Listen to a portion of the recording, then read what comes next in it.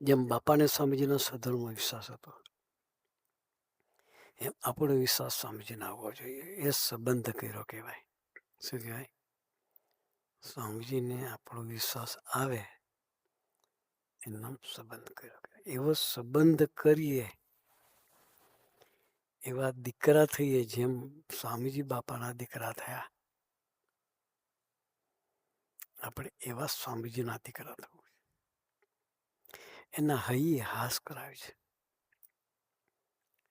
એ સંકલ્પ કરીએ તો સાચા અર્થમાં સ્મૃતિ દિન ઉજવો કહેવાય. શું કહેવાય?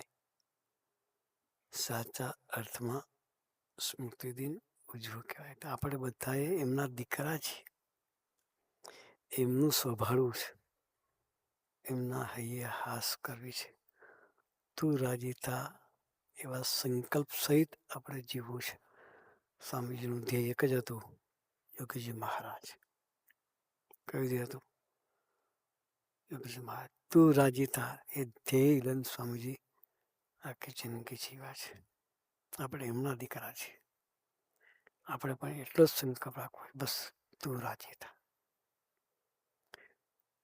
એને જે ગમે છે એવા સ્વધર્મયુક્ત જીવન જીવીએ તો એ રાજી થાય. એના સિવાય કોઈને રાજી કરવાની ભાવના ના હોય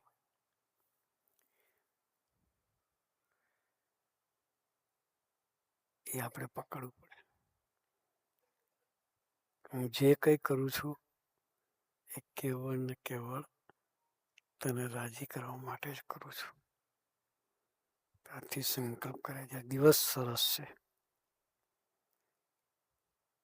સંકલ્પ કરવાનો દિવસ છે. આશીર્વાદ લેવાનો દિવસ છે.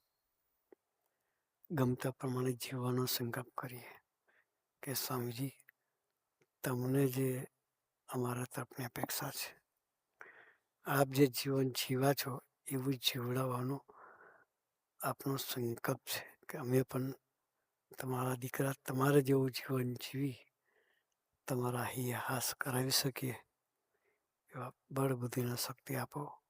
એ જ આજના સ્મૃતિ પર્વના દિને સૌવતી ગુરુ હરિ સ્વામીના ચરણોમાં અંતરની પ્રાર્થના. સહજાનંદ સ્વામી મહારાજ.